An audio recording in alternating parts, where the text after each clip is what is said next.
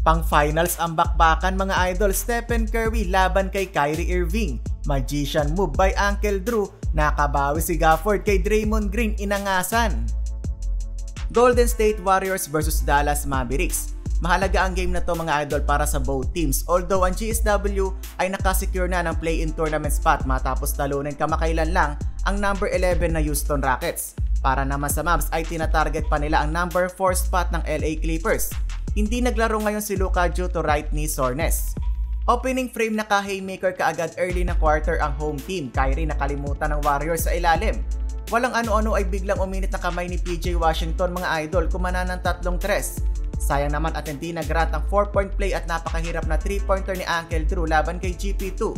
No problem dahil tinirahan na lang harap-harapan ni Kyrie si Moody. Pagpasok mga idol ay nag-stare down pa sa bench ng Warriors etong si Uncle Drew.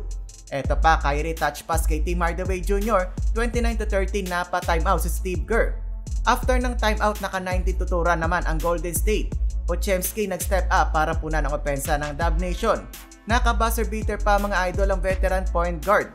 Mala Damian Lillard ang galaw doon ni CP3. Natapos ang quarter, nakuha pa ng Warriors ang kalamangan, 32-31. Second quarter mga idol, nagtabla ang laban sa teres ni Dante Exum. Dikita ng laban dito, nakailang lead changes ang both teams. Podziemski nag-Eurostep, pasok ang floater. Klay Thompson atake sa basket, sinagot naman agad ng floater ni Uncle Drew.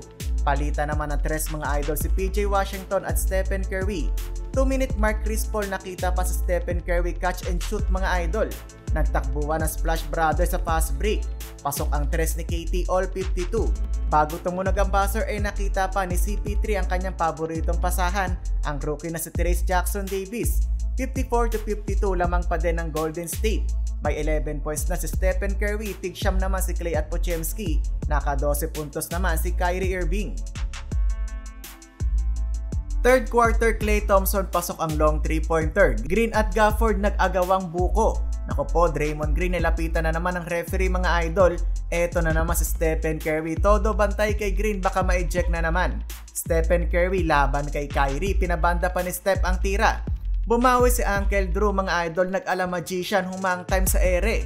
Ginamitan pa ng Pectus ang layup, 79-76 end ng third. Fourth quarter, PJ Washington binutata ang love play sana ni Green. Nagsunod-sunod mga idol ang turnover ng Warriors kaya't nakuha tuloy ng home team ang inaasam nilang momentum kanina pa.